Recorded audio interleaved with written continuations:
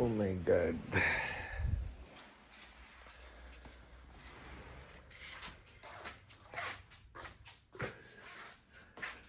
Hello, America. 2:30 ng hapon. Kakagising lang natin.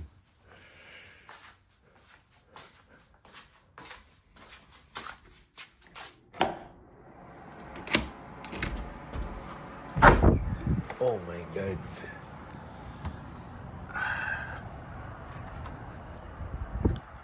Ayan.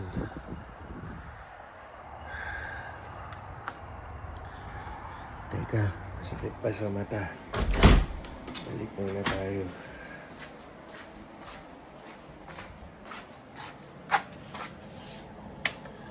Okay. So, ayun, nandito na tayo sa Wyndham Hotel. Ang tawag dito. Yan, Wyndham Hotel, Super 8. Kakagising lang natin. So, ano ba? Kagabi, nakita na kami ni Teens. Yung pagkakuha ko ng rent a car, kumain muna ako, no? Pero nandito na ako sa Taylorville nun. So, pagkakain ko, pinick up ko na si Teens sa kanyang trabaho. Tapos diretso na kami dito sa hotel. So akala ko yung pagod ko, tutumba na agad ako. Pero hindi. Yung oras pa ng katawan ko is oras Pilipinas pa talaga. Pero understandable naman yun dahil kadarating ko nga lang. So, yun, the whole gabi. Halos gising ako. Nakaidlip ako 1 oras yan. Pang Pinas pa rin kasi yung mga 1 oras na yun yung yung nap ko sa Pilipinas ng hapon. So, nagising ako, si Teens tulog. By the way, si Teens nag-umpisa na ng kanyang orientation kahapon sa trabaho, tapos nasundan pa kanina at meron pa ulit bukas. So, habang gising ako kaninang madaling araw, nagising na rin siya kasi yung pasok niya 6:00 ng umaga. So, hinatid natin siya sa place kung saan siya nagtatrabaho. Ano lang dito sa hotel, mga 3 minutes away lang, sobrang bilis. Pero pag nilakad mo, mga 15 minutes. So, yun, pagkahatid natin sa kanya, may mga pagkain dito si Teens, kumain na tayo. Parang yun na yung kumbaga, almusal dito, yun na yung hapunan ko, yung sa oras ng Pilipinas. So yun, pagkakain natin, tumba tayo, at ngayon lang tayo nagising. Sabi ko pa naman din gigising ako bago magtanghalian. Kasi may mga gagawin tayo today. So, mga gagawin natin today is, ang una kong agenda is, magtanong or mag-apply ng aking social security number. Dahil yun ang pinaka-importante at yun talaga ang pakay ko kung bakit sumunod agad ako. So, ayun, mukhang kung ano man ang magawa natin pagkatapos ng social security number, gawin na natin. So, kailangan ko ng kumilos. Siya nga pala, pinantulog ko na to. Ang ating pantulog, tinsel pa, no? Tapos, ginawa ko kagabi, pagkaligo ko, sinuot ko na agad yung susuotin ko ngayon para paggising ko tuloy-tuloy. Nagpantalon na ako. Ayan, nagpalit na tayo, pero pinantulog natin. Tapos may na ako sa loob, thermal. Ayan, dahil sa sobrang katamaran pa at sobrang pagod, yun na yung ginawa natin. Pero magpapalit na lang tayo ng pantaas. Kailangan natin magbalot, no? Kasi sobrang lamig sa labas. So, ang weather sa labas is -1. Yan, -1. Patay tayo dyan. Yan. Yung labi ko, yan, no? Nanunuyot na. Kailangan din natin mag-lip balm. Tapos, ito pala yung lugar ni Teens. Mabilisan tayo. Ito yung mga pagkain niya. Kanina, kinain ko, nag-noodles ako. tsaka yung pagkain niya sa rep. So, ito, may tubig, biskwit, bumili siya ng kanin, microwavable, oh. Tapos yan, noodles, may natira pa siyang Skyflakes galing Pilipinas. Tapos ito, bumili siya ng mga microwavable.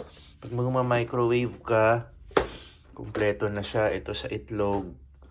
Ito kung gusto mo kanin or ano. Ito yung itlog, may natira pa. Inayos na natin. Tapos, toiletries, dishwashing, yan. Ito pala yung banyo niya, maliit lang. Tapos, microwave. Tapos, rep. Ito yung laman ng rep. Ito, nagbaon tayong choknut. Para hindi natin agad ma-miss. Paborito natin yan. Tapos, ito. Isang linggo na kasi dito si Teens. Namili na siya ng stock ng mga pagkain niya. Ayun. Tapos dito yung mga panlamig niya. In short, na ano niya na to, na teritoryahan niya na to dahil nauna na siya. Lagay lang natin to dito. Ito yung mga bagahe niya. Ito aayusin pa, medyo magulo. Ayusin na lang natin yan. Tapos, ito yung maleta ko.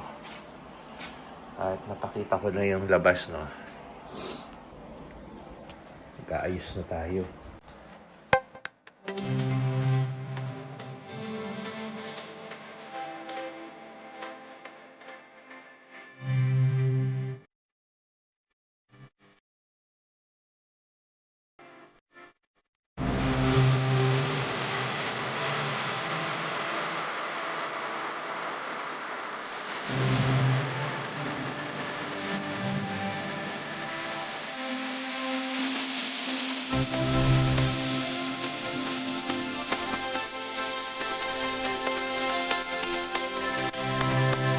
Okay.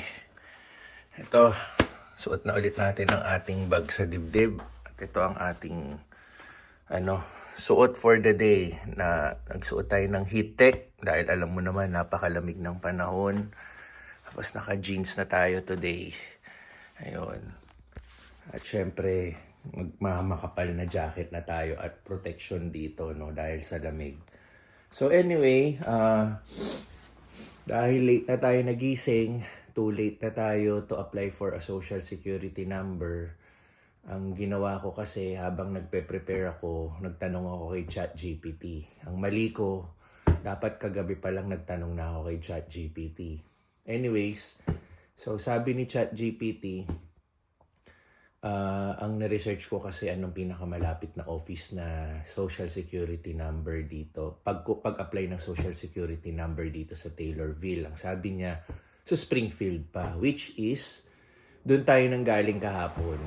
So, yung flight natin kahapon from Chicago to Springfield, doon din natin kinuha yung rent-a-car. Tapos nag-drive tayo dito ng 45 minutes sa Taylorville. So, kung pupunta ako ng Social Security Office, kailangan kong bumalik doon for a 45-minute drive. Pero sabi ni ChatGPT, hanggang alas 4 lang yung office nila, which is 3:30 na. Dahil nga late na tayo gumising, tingin ko mahirapan tayong umabot. At the same time, wala tayong appointment. Kasi sabi ni ChatGPT, by appointment din yung pag-apply ng Social Security number. Pero may isang good news. Sana good news. Kasi sabi din ni ChatGPT, kung magsiset ako ng appointment, itanong ko na rin sa kanila kung na-process na nila yung social security number ko. Kasi sometimes, sa airport pa lang yung point of entry, which is nag-land tayo sa San Francisco, usually inaasikaso na rin nila yung social security number ko. So, itanong natin sa kanila, para ma-check nila sa system, para hindi na natin kailangan pumunta ron.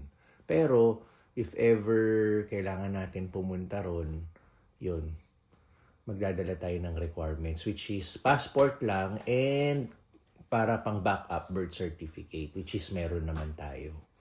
So, dahil hindi na muna natin maasikaso today ang ating social security number, and hopefully naasikaso na, nag-send sa akin sa messenger si Tinsel na, anong tawag doon?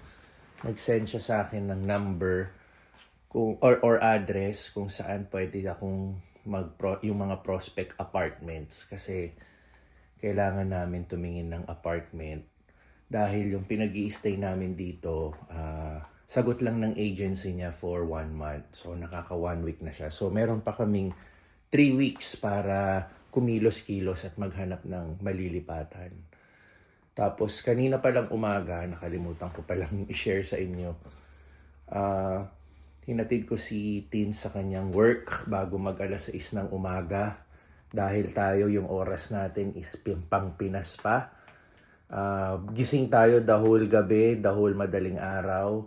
Kaya yung paghatid ko sa kanya, kumain ako ng mga kung ano-ano mga pagkain niya rito, and then natumba na tayo. Yun. Sobrang tumba na tayo. Ngayon lang tayo nagising. Kaya grabe. Jet lag is real, no? And yung pagod, which is kadarating ko lang naman din kahapon. Pagbigyan niyo na ako kung bakit tayo late na nagising.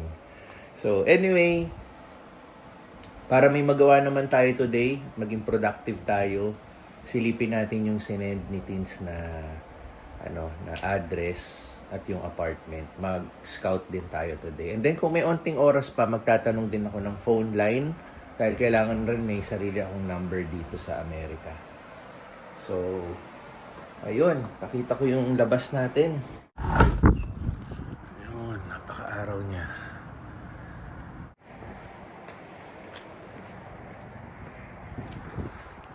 So, ito yung ating nirenta car.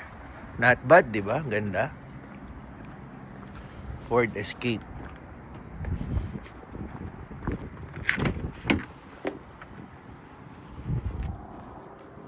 So, yung mga natutunan ko sa kakapanood ng mga vlogs ng mga nasa ibang bansa sa US at Canada, ang ginagawa nila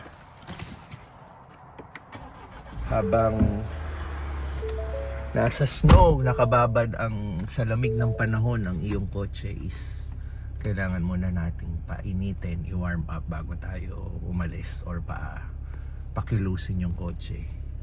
So, habang wina-warm up natin yung kotse, ayun, kanina gusto ko pa talaga ituloy yung tulog ko dahil sobrang baksak talaga tayo. At anong oras pa lang kasi sa Pilipinas, no? 5:30 ng umaga. So tulog pa talaga tayo ng ganitong oras. Pero na-realize ko nga nasa ibang lugar na tayo. Ayun, good thing na rin, no? Nakapagtanong tayo kay ChatGPT kasi whether gumising tayo ng umaga or not, kailangan din talaga ng appointment. So, isa rin pala sa kailangan namin talaga is magkaroon ng sariling number dahil napansin ko more on appointments dito, madalang ang walk-in. Pwede naman walk-in pero syempre ma-sure ka sa appointment di ba? Kahit naman sa Pilipinas ganun. So, isa rin yan sa mga asikasuhin namin. Maraming agenda pang kailangan gawin dahil actually ko pa lang naman talaga, technically first day ko pa lang, as in less than 24 hours pa lang ako nandito sa pinaka place namin. Though dumapag ako sa US 2 days ago, pero puro travel yun. So, pagbigyan ko na yung sarili ko. Huwag ako masyadong hard na, ayun, wala akong nagawa today. Pero may oras pa naman, kailangan maging productive tayo. I-check natin ngayon yung mga ni-refer kay Tinsel na apartment. May binigay na isang address sa akin. Yun yung i-check natin today. So, mga prospects pa lang naman para maka-check tayo. And then kung may oras pa, pupunta tayo ng AT&T. Yung pag-apply ng line, mag-i-inquire din tayo kung magkano yung magiging monthly niya, kung anong magandang deals na makuha natin. So, ang diferensya ni Pilipinas dito, naka-heater tayo. Yan, dito tayo sa may yung kulay pula. Yan, pag summer, syempre aircon, pero sabi nila yung summer dito malamig pa rin Pero yun, mag-heater tayo.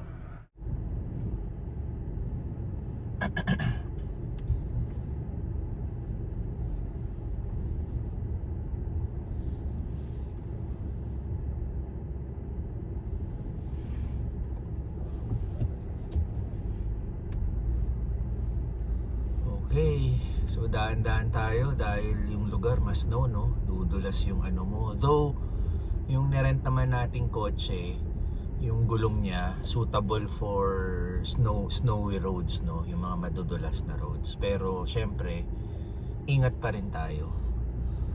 So, ayan, check nyo ang ating bagong kapaligiran. Nagsawa na ba kayo sa Las Piñas? Ngayon, tingnan nyo ang lugar dito. Ayan. Puro puti. Head east, then turn left. Lahat na cover ng snow. Turn left toward Abe's Way. Then immediately turn right onto Abe's Way. So ayan, pupunta tayo sa tawag doon, yung isang prospect na apartment. Check natin yan.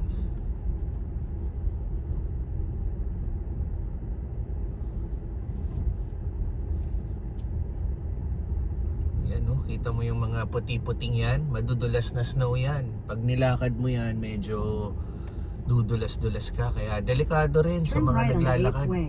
Then you'll take your first left onto Kennedy Drive, Morrison Drive. Turn left onto Kennedy Drive, Morrison Drive. Then at the next stop sign, you'll turn right. Napakalawak ng no? Mga kalye rito.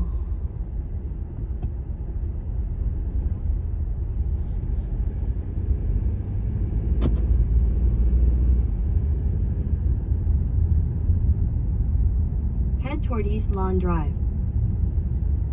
So ito yun. Ito to. 315. Apartment ba to o bahay? Nakasabi ni Tins apartment eh. Ayan. Chinek muna natin kung ano itsura. Pero may office sila. Mag-i-inquire tayo dun kung may mga ahente for viewing. Siguro may susi sila rito. Inuna ko lang to kasi malapit lang sa lugar namin. Pwede daanan. Kaya so ito siya. Ito to. Bahay siya eh, no? Pero sabi ni Tin sa message niya, apartment. Tapos binigyan niya rin ako ng office kung saan pwedeng kumausap ng ahente. Siguro may susi sila rito para for viewing. Inuna ko lang to bago office kasi nakita ko sa Google Map 3 minutes away lang kung saan kami nag-i-stay na hotel, kaya gusto ko na agad masilip. So ito siya, at least may idea tayo kapag nagtanong tayo. So next puntahan natin yung opisina nila.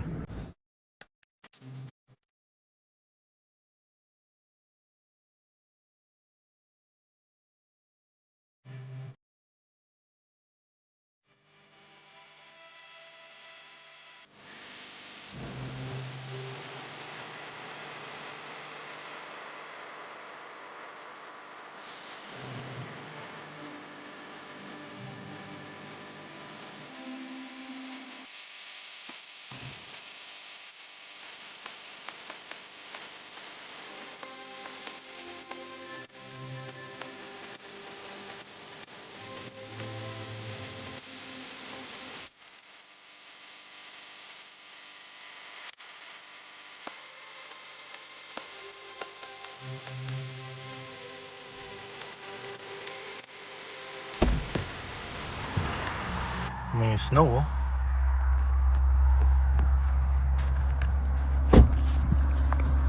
Okay, mali yata yung pagparada ko, ah. Ayun, ito siya, oh. So hindi ko alam kung ito yung office niya. Hindi ko alam. Kakatok ba ako? Katok na lang tayo. Sige, off ko muna. Baka hindi pwede mag-video. Tatanong tayo. Okay. Binigyan tayong application form. Mabait sila. Pangalan niya is si Mary. Yan.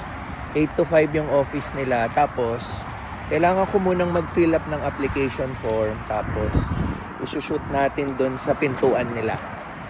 May maliit na parang mail. Tapos pag nakita nila, tatawagan nila tayo. Siyempre, lalagay natin yung phone number dito. para, dali. Okay, sakay muna tayo. Ang lamig na. Whew, okay. Anyway, yon, kailangan namin fill upan tong application form, which is si Teens ang ilalagay. Tapos, pwede namin i-view. Once na na-receive nila to, tatawagan nila kami for viewing. Bukas lang sila for viewing Monday to Friday. Hindi sila open ng weekend. Sa weekend, pwede silang mag-view Sabado 9 to 12 lang. Pero sabi ni Mary, itong darating na weekend, sarado sila. So, kung gusto namin ng weekend, next week pa yon. So, ito, fill up namin. And then, baka bukas pwede ko na i-view. Pero, kakausapin ko pa si Teens. Gusto ko rin kasi sabay kami para pag mag-decide man kami, sabay na kami. Ayun. Okay, so, at least meron tayong isang nagawa today. Next naman is magtanong tayo ng, ano ba itatanong natin? Phone line. Para productive naman tayo today. Ito yung pinuntahan natin kanina 315 E Franklin. Ito naman, 735 Big Bend. Pwede ko kayang i-check to. I-check na rin natin kung ano itsura, no? Ayan. Sige, bago tayo magtanong ng phone line, i-check ko na rin anong itsura ng Big Bend. Baka sakaling at least nakita ko na yung una. Check natin tong pangalawa.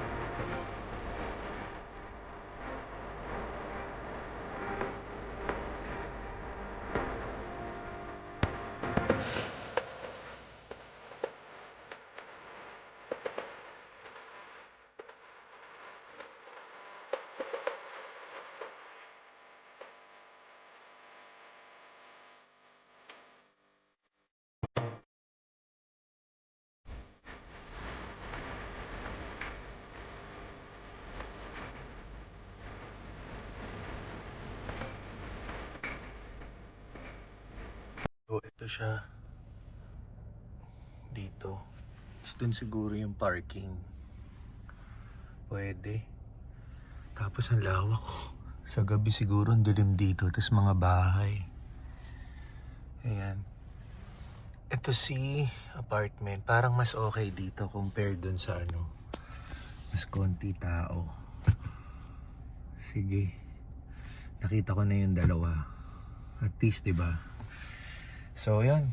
Fill upan lang namin yung application para ma-view namin yung dalawang apartment. Kung ano ang mas okay. Ang catch nga lang doon sa una kong tinignan, mas malapit yun sa trabaho ni Teens. Ito naman, mas onti tao, kumbaga yung safety mo.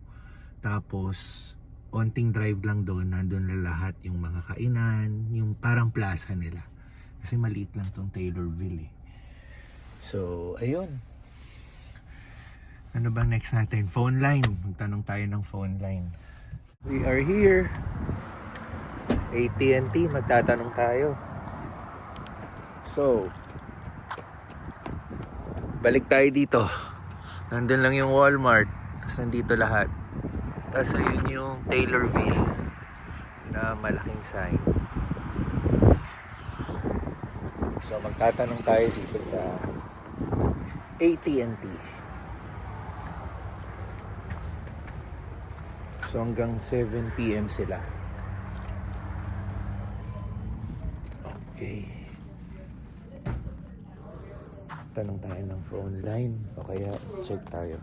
Nursing physicians discount, Oh, that's good. which is 25% off your plan, so that's a good discount. Do Alright. you guys use Hotspot at all, like on your phones? You know what that is? Yeah, my son's not yet here. I'm gonna pick him up back in our home country in a few months, but soon we're gonna need that hotspot. Okay. For so him. we have 3 different like tiered plans. So we have like our lowest option is starter. You get 5 gigabytes of hotspot no matter what. Extra you get 30. Premium you get 60 a piece. So let's say theoretically you guys didn't need hotspot right now. On that nursing physicians discount, your lines of service you'd be looking at would be about $91, about $45 per line. And then on top of that, we'd be looking at just whatever phones you got. At ayun, nakapag-inquire na tayo. So, kahit pa paano, naging productive naman tayo kahit late tayo gumising. Mabait din yung store manager, binigyan tayo ng 3 options para sa phone line.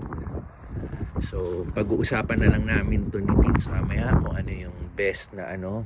Or pwede pa kami magtanong sa ibang carrier, no? AT&T kasi to eh. Pero so far, ito kasi yung... Teka, pasok muna tayo. Hindi ko kaya lamig. Yun. Okay. So anyway, yun nga. Didiscuss na lang muna namin yung mga options na binigay para makakuha na kami ng phone line. Pero for now, pwede naman kaming mag-rely muna dun sa binigay na prepaid SIM card ng agency ni Teens. So, pantatawag namin yun kung sa mga kailangan naming i-inquire pa. Pero, not bad na rin na nakapagtanong tayo para makapag-decide din kami soon. So, ayun. Nanginginig na tayo. 4:45 na ng hapon, 6 o'clock ang out ni Teens. So, meron pa tayong 1 oras bago siya sunduin. So, ano bang pwede natin gawin na? So, basically, kahit papano, nagawa natin yung mga pwede nating magawa pa today. So, yun, patuloy pa rin ang ating jet lag. So, sana paunti-unti maka-adjust na tayo sa panahon dito. So, for now, yun muna, no? See you sa next vlog.